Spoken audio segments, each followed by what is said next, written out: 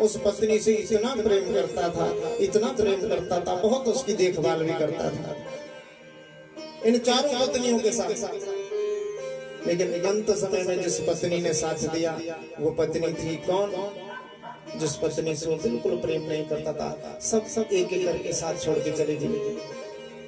लेकिन जिस पत्नी से प्रेम नहीं करता था, उसी पत्नी ने उसका अंतिम समय में ध्यान रखा, ख्याल रखा। और यदि देखा जाए तो भागवत जी के अनुसार हम सभी की भी 4 ही पत्नियां हैं। पहली पत्नी जिससे हम बिल्कुल प्यार नहीं करते, वह हमारी आत्मा और हमारे कर्म। दूसरी पत्नी जो परेशानियों में साथ देती थी, दोस्त, रिश्तेदार, अंत समय में शमशान तक ही जाएंगे। तीसरी पत्नी जिसे लोगों को दिखाता था, वह हमारी जमा पूंजी, हमारा रुतबा, हमारी धन, हमारी संपत्ति। और चौथी पत्नी जिससे बहुत देखभाल करता था, जिसकी बहुत प्रेम करता था, वो है शरीर जो अंत समय में साथ छोड़ देता है। बोलो गोविंद भगवान की। अंत समय में जो साथ छोड़ देता है। लेकिन हर व्यक्ति की जो पहली पत्नी है वह हमारी आत्मा और हमारे कर्म, जो अंत समय में काम आएंगे, यही काम आते हैं। प्रहलाद जी कह रहे हिरण्यकशिपु से कि पिताजी के धनानि भूमौ पशवश्च गोष्ठे नारी गृहद्वारि जना श्मशाने देह चितायां परलोक मार्गे धर्मानुगो गच्छति जीव एका। अंत में पिताजी धर्म ही साथ जाएगा और कोई साथ नहीं जाएगा, यही बात। और बंधुओं याद रखना, भगवान की कथा है ना जो, यही हमें इस बंधन से, भव के बंधन से अपने आत्मा को और अपने कर्मों को सुधारने का संपूर्ण और सरल माध्यम है महाराज। इसलिए जितना हो सके कथा सुनो और जितना हो सके सत्संग करो, संतों का संग करो, गुरु का संग करो। इसलिए हम कथा के प्रारंभ में इस सत्संग की महिमा का बखान अभी से नहीं, जब से हमने कथा कहना प्रारंभ किया है, भगवान की कृपा से माता निशा जी के प्रांगण में अपने जीवन की 53वीं कथा को मैं कह रहा हूँ। नैमिषारण्य के परम पावन पर तीर्थ पर चलते हैं बंधुओं, जहाँ पर शौनकादि 88,000 ऋषियों को सूत जी महाराज जी भागवत की कथा सुना रहे हैं। और वहीं ये कथा गंगा जी के तट पर शुकताल पर शुकदेव महाप्रभु परीक्षित को ये कथा सुना रहे हैं। क्यों? 7 दिन में मरने का श्राप लगा है परीक्षित को। नाना लीलाएं भगवान की हमने सुनी कल के सत्र में। नंदोत्सव हमने गाया कल के सत्र में हमने श्रवण किया कैसे पूतना को मोक्ष प्राप्त हुआ। भगवान के नामकरण की लीला को हमने कल श्रवण किया कि भगवान का नामकरण गर्गाचार्य जी ने कैसे किया। इसी के भाव में बहुत समय बीत गया परीक्षित। अब भगवान श्री कृष्ण जो है वो धीरे धीरे बड़े होने लगे। नींद तो नहीं आ रही। आज मैं सोच रहा हूँ कि कंस का उद्धार कर दूं। कल थोड़ी उमस ज्यादा थी इसलिए एक आधा भजन ज्यादा होता, नहीं कथा में 2 से ज्यादा भजन नहीं गाते हैं। इसलिए आज मैं सोच रहा हूँ कि आज कंस तक पहुंचना है। बाकी तो पहुंचने का प्रयास हम कर सकते हैं, ठाकुर जी पहुंचाए ना पहुंचाए वो उनकी इच्छा में। तो इसलिए निद्रा देवी भागे जोर से बोलो गोविंद भगवान की। अब भगवान धीरे धीरे चलने लगे घुटनों के बल, पैरों में पैंजनियां बाज रही हैं। ठाकुर जी चलते हैं, ठुमक ठुमक पर चलते हैं। एक दिन नंद बाबा क्या कर रहे थे, घर में पूजा कर रहे थे परीक्षित। और पूजा करते करते ठाकुर जी ने देखा कि नंद बाबा इतने प्रेम से पूजा कर रहे हैं। देखो कैसे प्रेम से नंद बाबा पूजा कर रहे हैं। सालिग्राम अपने आगे पात्र में रखा है, चांदी के पात्र में। सालिग्राम भगवान को स्नान करवाते हैं। स्नान करवाने के पश्चात पहले दूध से स्नान करवाते, फिर दही, फिर घी, फिर शहद और अंत में शक्कर से स्नान कराते हैं, फिर पंचामृत से स्नान करवाते। ठाकुर जी ने जब ये दृश्य देखा, ये दृश्य देखते ही उनके मन में विचार आया, अलग अलग दूध, फिर दही, फिर घी, फिर शहद, फिर शक्कर, इस पिंड का बाबा स्नान करवा रहे हैं, ये खाने में कितना मीठा होगा। बोलो गोविंद भगवान की। शालिग्राम की पूजा कर रहे हैं। और याद रखना बंधुओं, जो परम वैष्णव है, सुनना बात, जो अपने आप को वैष्णव बनते हैं कि हम तो परम वैष्णव है जी, अगर उनके घर में शालिग्राम नहीं, कोई फायदा, ठाकुर सेवा नहीं, कोई फायदा, गले में तुलसी की माला नहीं, बिल्व पत्र नहीं, शंकर की पूजा नहीं होती। बीच में तो एक समय ऐसा आया था जी, घर में शिव जी नहीं रखने, शिवलिंग नहीं रखना, आया था ना चाचू जी ऐसा समय। कुछ लोगों ने ऐसा समय शुरू कर दिया था कि शिवलिंग नहीं रखना जी घर में, बिल्कुल नहीं, तो बाहर रखना है गमले के नीचे, ऐसा नहीं करना। पंचदेव उपासना का विधान है हमारे, हम सनातनियों के घर में 5 देवों की उपासना करनी चाहिए, पूजा करनी चाहिए। सूर्य, गणपति जी, दुर्गा, भगवान शंकर और विष्णु। और आपके घर में कोई प्रतिमा ना हो, लेकिन इन 5 चीजों का प्रत्येक वैष्णव को, प्रत्येक सनातनी को पंचदेव उपासना करनी चाहिए।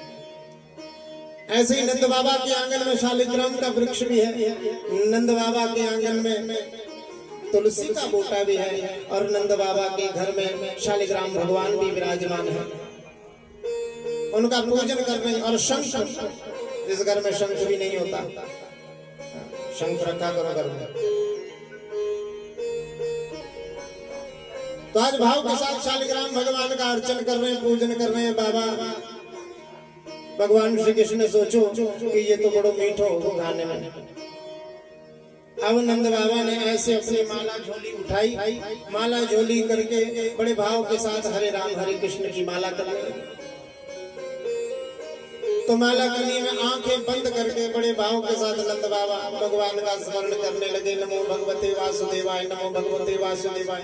ठाकुर जी ने सोचा कि बाबा की आंखें बंद है महाराज, यही मौका है इस लड्डू को उठाने का। धीरे धीरे घुटनों के बल ठाकुर जी अंदर पूजा कक्ष में पहुंचे, जहाँ पर नंद बाबा पूजा कर रहे थे। हाथों में माला थी। ठाकुर जी ने ऐसे शालिग्राम को उठाया और अपने मुख में रख लिया। महाराज बोलो गोविंद भगवान की। अपने मुख में रखा, मुख में रख के उसे चूसने लगे। उतनी देर में नंद बाबा की माला पूरी हुई। माला निकाल कर जैसे जमीन पर रखी और जैसे आचमन जल में उठाया, जल का उठाया कि अर्पण करना ही चाह रहे थे, नीचे देखा शालिग्राम भगवान गायब। इधर देखते उधर देखते, शालिग्राम जी कहाँ गए? अपने लल्ला से पूछते, रे लल्ला यहाँ पर एक काला काला पत्थर था, कहीं तो गया तो नहीं, देखा तो नहीं तूने? अब मुख में तो शालिग्राम है महाराज, बोल बोल सकते ही तो ठाकुर जी करने लगे। जब चारों ओर देखा, जब समझ में नहीं आया और ठाकुर जी का मुंह है उसे बड़ा नजर आया, पीठ पर थपकी मारी तो महाराज छोटे से शालिग्राम आगे आगे मुख के पास गिर गए। महाराज बोल शालिग्राम भगवान की। जैसे ही धरती पर गिरे, शालिग्राम को जूठा ठाकुर जी ने कर दिया। चिल्लाते हुए बोले, ये तूने क्या किया? मेरे भगवान को जूठा कर दिया। अरे यशोदा जल्दी करा, देख तेरा लाला कितना शरारती हो गया है, इसने शालिग्राम भगवान को झूठा कर दिया। इसको तूने कुछ सिखाया नहीं? तो मैया तो ऐसी प्यारी, इतना प्रेम ठाकुर जी से करती थी कि कुछ सुन नहीं सकती थी ठाकुर जी के बारे में। मैया आई भागी भागी, अरे इसको क्या पता कि शालिग्राम वालिग्राम कौन होते हैं? इतना छोटा बच्चा, आप ध्यान नहीं रख सकते थे? ये क्या जानेंगे क्या होते हैं शालिग्राम, कौन होते हैं? आप इसको क्यों डांट रहे हैं? मैया ने समझाया फिर ठाकुर जी को प्रेम से, बेटा ऐसे नहीं करती, ये जय जय होती है, ऐसा नहीं करना चाहिए, इनको प्रणाम करना चाहिए। बड़े भाव के साथ मैया ठाकुर जी को उठा कर ले गई। नंद बाबा कहने लगे, झूठा कर दिया, मुझे प्राण प्रतिष्ठा करनी पड़ेगी। वैसे तो शालिग्राम में प्राण प्रतिष्ठा होती नहीं, लेकिन नंद बाबा कहते हैं कि मुझे फिर से स्नान शुद्ध करना पड़ेगा इसे। माँ यशोदा कहने लगी तुम अपने शालिग्राम को शुद्ध करो, अपने शालिग्राम का स्नान करवाओ, मैं तो अपने शालिग्राम को स्नान करवाऊंगी महाराज। बोलो गोविंद भगवान की। मैया ने भी पीताम्बरी पहनाई, नूपुर बांधे, मोर पंख लगाया, कान्हा नन्हे से ठुमुक ठुमुक कर नाचने लगे। मैया ताली बजा रही है और भगवान नाच रहे हैं, कृष्ण कन्हैया लाल नाच रहे हैं। दुनिया जिसके इशारों पर नाचती है, आज वो माँ यशोदा के इशारों पे नाच रहा है। कैसा सौभाग्य होगा। बोलो नंदरानी मैया की। मैया ने फिर स्नान स्नून करवा के आराम से ठाकुर जी को बैठाया और ठाकुर जी से कहा बेटा जहां तूने जो कर्म आज किया ऐसा दोबारा नहीं करना। वो भगवान होते हैं, उनकी पूजा की जाती है। ठाकुर जी भी समझ गए। मैया से कहा मैया दोबारा नहीं करूंगा। बच्चों में भक्ति का प्रादुर्भाव हो, इस भाव से भगवान ने ये लीला किया। छोटे छोटे बच्चों में भक्ति का प्रादुर्भाव हो, ये हमारा कर्तव्य है। किसका? माता और पिता का। ये माता पिता का कर्तव्य है कि हम अपने बच्चों में वो संस्कार डालें, उन्हें ज्ञात हो। बोलो गोविंद भगवान की। ये लाइट गई अपनी तो ठीक है। हाँ, किसी का फ्यूज तो नहीं उड़ा हुआ। हाँ, बोलो जोर से, बोलो गोविंद भगवान की। हाँ, प्रेम के साथ भगवान ने ये बताने के लिए कि बच्चों में, छोटे छोटे बच्चों में भक्ति का प्रादुर्भाव हो, प्रेम का प्रादुर्भाव, इस भाव से ये लीला की। और ये कर्तव्य है हर प्रत्येक माता पिता का, अपने बच्चों को ये बताओ। संस्कार तो वैसे जन्म से ही होते हैं, अपने पूर्व जन्म कर्मों से ही बालक में संस्कार आते हैं। लेकिन हाँ, शिक्षा और कर्तव्य की दीक्षा माता पिता देते हैं। जो लोग ये कहते हैं कि हम बच्चों को संस्कार नहीं दिए, नहीं छोड़ना, ये बात छोड़ दो। क्योंकि संस्कार तो गर्भगत ही होते हैं हमारा। पिछले जन्म के संस्कारों से ही इस जन्म में कर्मी कुकर्मी बनता है जी। हाँ, कोई शिक्षा अच्छी हो, दीक्षा अच्छी हो तो उसको मार्ग अच्छा मिल सकता है। क्योंकि बंधुओं, हिरण्यकश्यपु क्या प्रहलाद जी को समझा पाया, राक्षसी दीक्षा दे पाया? उनको गुरुकुल में डाला, कहाँ नहीं डाला। राक्षसी विद्या पढ़वाने का प्रयास किया, लेकिन वो पढ़ते नहीं थे। उसे पढ़ते तो थे लेकिन हृदय में नहीं उतारते थे। क्या वो समझा पाए? नहीं। इसलिए बंधुओं, जो संस्कार होते हैं वो गर्भगत होते हैं, लेकिन जो शिक्षा होती है, जो दीक्षा होती है और कर्तव्य पालन का जो भाव जागता है व्यक्ति में, जीव में, वो माता पिता की शिक्षा के माध्यम से, गुरु की शिक्षा के माध्यम से ही आता है। इसलिए पहली शिक्षा बच्चों को दो, क्या? सनातनी होने की। बहुत जगह में जाते हैं, पूछते हैं बेटा आपका गोत्र क्या? आप लोग पता ही नहीं जी। बहुत जगह हम पूछते हैं बेटा आपके देवता जी का क्या नाम है? अम्मा जी हमारे देवता कौन है? ऐसे बुलाते हैं। अपने बच्चों को, हमारे बच्चों को आज के समय में अपने देवताओं के विषय में पता नहीं है, अपने गोत्र के विषय में पता नहीं। ये तो प्रारंभिक शिक्षा है ना जी। और याद रखना, शायद ये हमारी पीढ़ी ही केवल अंतिम बची है जो पहाड़ी भाषा जानती होगी। इससे आगे की पीढ़ी पहाड़ी भाषा नहीं समझती है, लेकिन बोलती नहीं और ना ही बोल पाएगी। हमारी गलतियां हैं। घर में हम क्या करते हैं?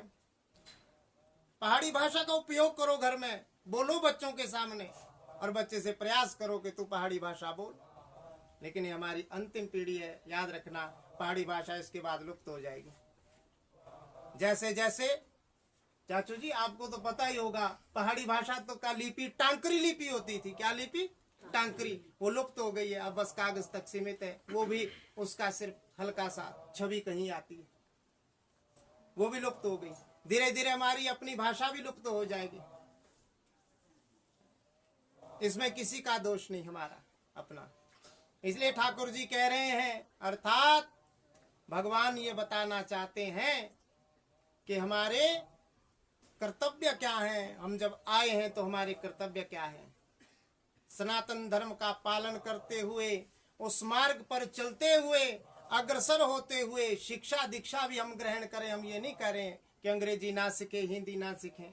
हाँ, आवश्यकता है आज के समाज की। अंग्रेजी नहीं आती है तो लोग बोलेंगे कि आज के इस बच्चे को कहीं नंबर नहीं लगेगा उसका। किसी भी क्षेत्र में जाएगा अंग्रेजी आवश्यक है, कंप्यूटर के लिए भी अंग्रेजी आवश्यक है। हम ये नहीं कह रहे हैं, लेकिन कम से कम इतना हो कि बच्चा थोड़ा तो पहाड़ी समझे, थोड़ा तो पहाड़ी बोले, अपनी भाषा है, इसलिए इसका सम्मान करो। भगवान ने ये बताने के लिए ये सालिग्राम की लीला की। बोलो गोविंद भगवान की। पीछे तक मेरी आवाज आ रही है? आ रही है ना? माता जी यही हाल रहे तो आधे घंटे से ज्यादा नहीं बोल पाऊंगा। बोलो गोविंद भगवान की। माखन लीला भगवान धीरे धीरे बड़े हो गए और फिर माखन लीला करने प्रारंभ कर दी। माखन लीला करते करते हे परीक्षित सुनो, देखा भगवान की माखन लीला का वर्णन आया ही, भगवान ने सुन ली भाव के साथ। सुखदेव महाप्रभु कहते हैं परीक्षित कुछ ही दिनों में यशोदा और रोहिणी के वो लाल दोनों घुटने के बल चलते चलते चलते फिर अनायास ही अपने पैरों पर सीधे खड़े होकर चलने फिरने लगे। एक बार अपने घर में ठाकुर जी बड़े हो गए तो माखन का भगवान को माखन से बड़ा प्रेम था। माखन बहुत अच्छा लगता था गोविंद को। तो अपने घर में एक दिन माखन चुरा रहे, सारा मुख खाते खाते एक दिन माखन से पूरा सफेद हो गया महाराज। जब वो मटका सारे में गिरा दिया, माखन सारे में गिराते गिराते तब ठाकुर जी की नजर पड़ी एक स्तंभ पर। भागवत जी में वर्णन आता है उस स्तंभ का, वो जो स्तंभ था मणियों से जड़ित था। और जैसे ही ठाकुर जी माखन निकाल कर ऐसे अपने मुख में रख रहे थे तो उस मणि स्तंभ में अपना ही प्रतिबिंब दिखाई दिया। जैसे ही अपने आप को उसमें देखा तो ठाकुर जी एकदम से स्तंभित हो गए कि ये क्या हो गया, ये कौन है। भगवान सोचने लगे कि मेरी तरह कोई माखन खाने आया हमारा। देखो अनायास से भगवान लीला कर रहे हैं। क्या उनको नहीं पता कि प्रतिबिंब क्या होता है, लेकिन लीला कर रहे हैं ठाकुर। और अपने प्रतिबिंब से कह रहे हैं क्या, किसी को नहीं कहना, बताना मत किसी को कि हम दोनों ने माखन खाया है, ले मेरे हाथ से थोड़ा खा ले। तो अपने प्रतिबिंब की ओर माखन उठा के पिंड, माखन का पिंड उठाते हैं, ऐसे प्रतिबिंब की ओर करते हैं तो प्रतिबिंब भी अपना जो चेष्टा ठाकुर जी करते हैं प्रतिबिंब भी तो वही चेष्टा करेगा। भगवान कहते कि नहीं मैं खिलाऊंगा तुझे। भगवान क्रोध करते हैं तो वो भी क्रोध करता है। भगवान आंखें दिखाते हैं तो प्रतिबिंब भी आंखें दिखाता है। भगवान हाथ उठाते हैं तो प्रतिबिंब भी हाथ उठाता है। अब जो चेष्टा भगवान करते हैं परीक्षित, वो प्रतिबिंब भी वही चेष्टा करता है। अब तो भगवान को क्रोध आ गया, ऐसे माखन के पिंड उठाए फेंकने लगे महाराज। और जैसे ही माखन का पिंड उधर फेंका, उधर से भी फेंकते हुए आए। भगवान ने सोचा कि ये पिंड आपस में टकरा गए, इसका तो निशाना बहुत तेज है। आज ठाकुर की ये लीला देखकर मैया चुपके से द्वार से वो लीला देख रही थी महाराज। मैया ने जब अपने बालक का ऐसा भोलापन देखा, ये भाव जैसे ही मैया ने देखा तो मैया ने जोर से पुकारा, अरे ओ कन्हैया। अब जैसे ही मैया ने पुकारा महाराज, सोई ठाकुर जी समझ गए कि आज तो मैया छाती से परेड करेगी अच्छी। मैया ऐसे अपनी कमर पे हाथ रखो महाराज, ठाकुर की ओर देखा, क्या कर रहा है लल्ला। तो ठाकुर जी कहने लगे, मैया के माता क्व एषा नवनीत मिदं त्वदीयं नवनीत लोभेन चारयितुं मध्य गृहं प्रविष्टः। अरे मैया, माता क्व एषा नवनीत मिदं त्वदीयं। मैया आपके बनाए हुए इस माखन के ऊपर मेरा कोई लोभ नहीं है, मैं लालची नहीं हूँ मैया। लेकिन मैंने जब बाहर से देखा तो ये दुष्ट यहाँ माखन खाने आया था। कौन? बोलो। अपना ही प्रतिबिंब। अपने ही प्रतिबिंब को ठाकुर जी कह रहे हैं कि मैया इसको देखा था मैंने माखन खाते हुए, ये माखन खाने के लिए मैया तेरे घर में घुस गया। मत वारणम न मनुते, मैं इसे हटाने का प्रयास करता हूँ, भगाने का प्रयास करता हूँ तो ये भागता नहीं। मई रोषभाजम रोषम करोति, मैं क्रोध करता हूँ तो ये भी क्रोध करने लगता है।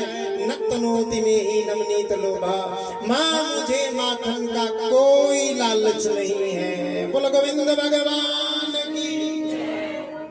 और भगवान की ये प्रतिभा देखी तो माता के हृदय में वात्सल्य प्रेम इतना जाग उठा, मग्न हो गई मैया और कान्हा को पुचकारते हुए ठाकुर जी को सीने से लगा लिया। बोलो गोविंद भगवान की। ठाकुर जी को सीने से लगा लिया। देखो भगवान की ऐसी भावना, ठाकुर जी का ऐसा प्रेम ठाकुर के प्रति कि स्वयं मैया उस ब्रह्मांड अखिल कोटि ब्रह्मांड नायक को हृदय से लगा रहे हैं। हम लोग क्या सोचते हैं और हम क्या सोचते हैं कि ठाकुर की एक झलक भी मिल जाती, हमारा पूरा जीवन यही सोचते सोचते खत्म हो जाता है कि आज भजन करेंगे, कल भजन करेंगे, कल तपस्या करेंगे, आज 10 माला करेंगे। घर जाते हैं तो 5 रह जाती है, सुबह होती है तो 1 रह जाती है, शाम तक तो 1 भी नहीं रहती महाराज। फिर हम सोचते हैं कि हमारे साथ अच्छा क्यों हुआ, बुरा क्यों हुआ है? जीवन समाप्त हो जाता है तब हमें कहीं जाकर जीने का ढंग आ पाता है, लेकिन वो ढंग भी तब तक किसी काम नहीं आता। कि जीवन खत्म हुआ तो जीने का ढंग आया, जीवन खत्म हुआ तो जीने का ढंग आया, जीवन खत्म हुआ तो जीने का ढंग आया, जीवन खत्म हुआ तो जीने का ढंग आया, जीवन खत्म हुआ तो जब शम्मा बुझ गई तो, जब शम्मा बुझ गई तो महफिल में रंग आया, जीवन खत्म हुआ तो जीने का ढंग आया, जीवन खत्म हुआ तो। भाव के साथ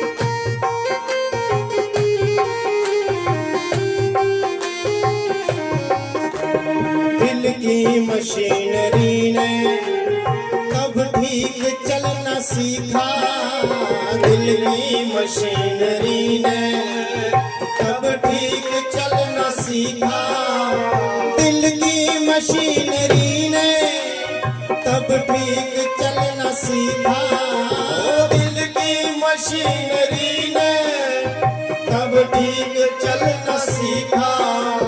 जब नर के तन के हर एक, जब नर के तन के हर एक पुर्जे में रंग आया, जीवन खत्म हुआ तो जीने का ढंग आया, जब शम्मा बुझ गई तो महफिल में रंग आया, जीवन खत्म हुआ तो।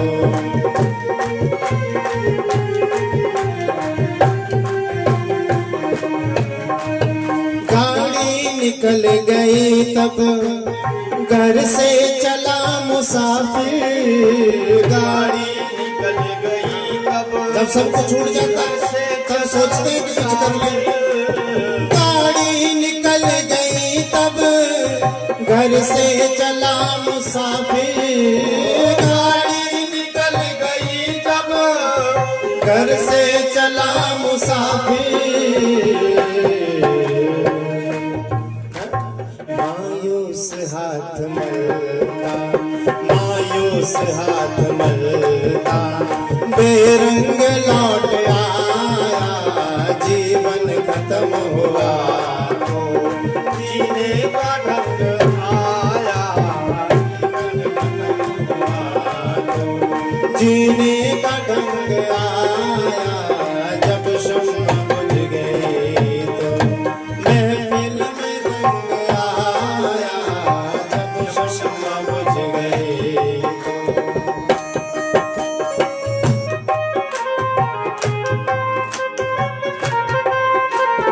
प्रेम के साथ जब तुम्हारे पास फुर्सत होती है उस समय, उस वक्त हम भगवान से वक्त नहीं मांगते, भगवान से उस समय वक्त नहीं मांगते कि भजन का टाइम दे दे ठाकुर। फिर क्या सोचते हैं, इधर उधर की बातों में, इधर उधर के समय में अपना वक्त बर्बाद कर देते हैं। और उस वक्त हम समय मांगते हैं जब हमारे पास वक्त ही नहीं होता है। हमारे भाव के साथ, प्रेम के साथ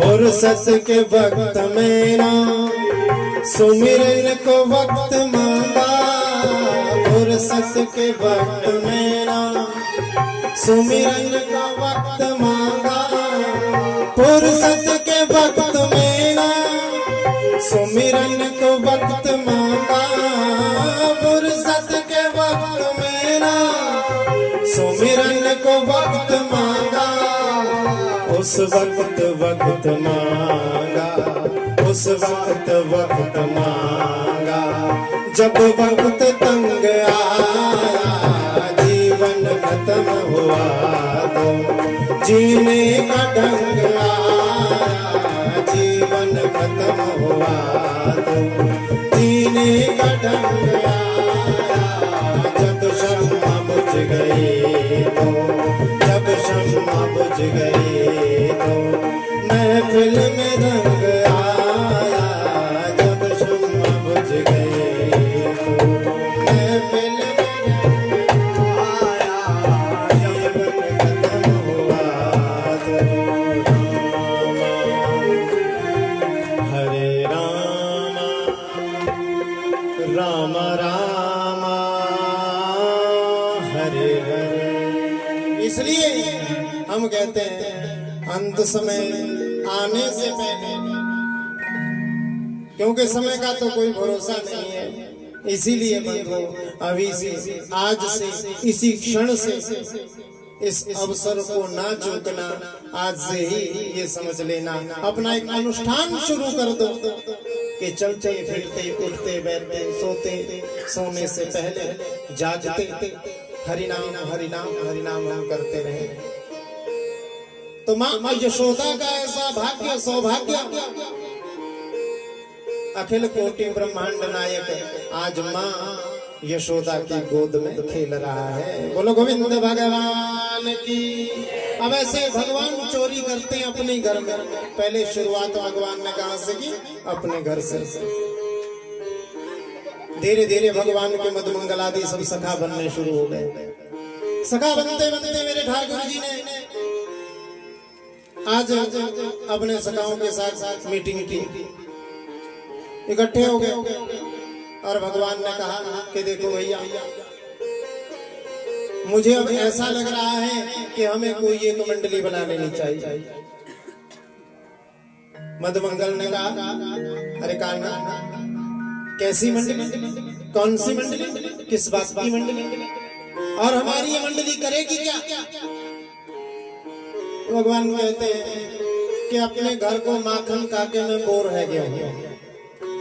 अब मेरा मन ये कर रहा है कि मैं गोपियों का, अपने इस नंदगांवों का माखन चुरा के खाऊं। मधुमंगल कहने लगा चुरा के, अरे तू ऐसे ही किसी से मांग लेगा, तेरे को माखन देने वालों की कमी थोड़े ना। भगवान कहने लगे जो मजा ऐसे है ना वो मजा वैसे।